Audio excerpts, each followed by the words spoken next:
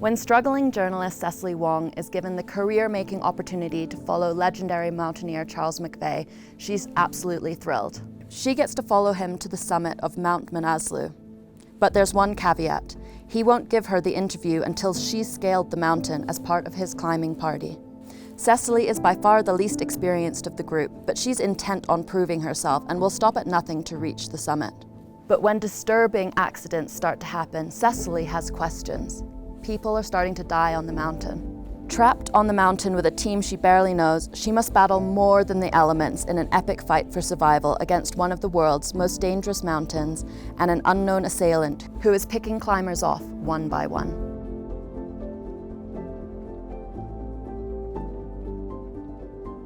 I started mountain climbing just 3 years ago when I summited Mount Toubkal in Morocco. We got to summit at sunrise on New Year's Day, and I was just so blown away by the beauty of the mountains that I wanted to keep on going.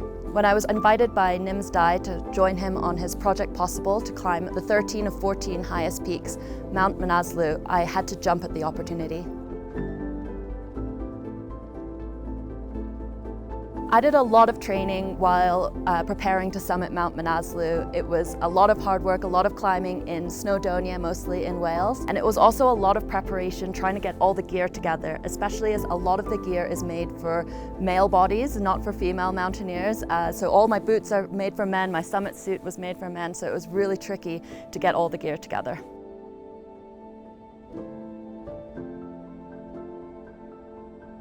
One of the most surprising things about climbing Mount Manaslu for me wasn't necessarily how hard it was going up, although it was very difficult, but how difficult it was coming down from the summit, because you're already exhausted, you think you've made it, you think all the hard work is over, when actually the hard work is only halfway through and you have to make it all the way down. In fact, I took quite a large fall when I was coming down, and that was one of the scariest moments for me. And if I hadn't been attached to a fixed line, that would have been the end of me.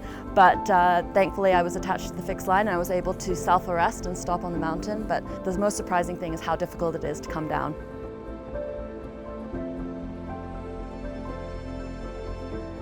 Yeah, it is difficult being a female mountaineer, especially as it is a very male-dominated sport. I was the youngest Canadian woman to summit Mount Manaslu, but actually I was one of only 6 Canadian women in history to ever climb the mountain. So that just gives an idea of how few women have gone into the sport, although I'm really inspired by some of the really incredible female climbers, including someone on my trip who summited without using oxygen. Steffi Trouget, she's just one of my inspirations. So there's plenty of great women climbers to look up to for me, so that's what I love.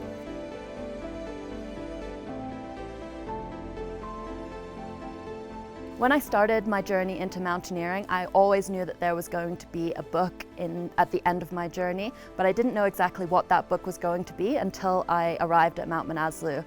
And that's when I realized that despite all the preparations that you can do, there's so much that's out of your control when you're on the mountain. So not just the weather and the crevasse danger, avalanche danger, but also you don't necessarily know the team that you're climbing with. You don't necessarily know who is around you or who the other people on the mountain are.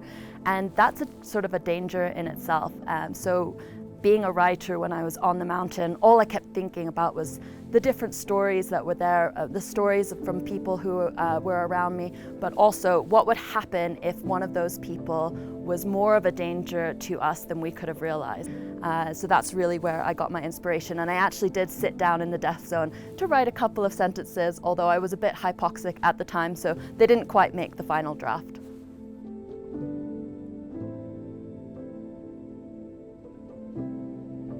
If you have any desires to get out here to these beautiful mountains to climb, my advice is to just go for it. It's absolutely wonderful. If you put in the training, put in the hours, it's achievable for anyone.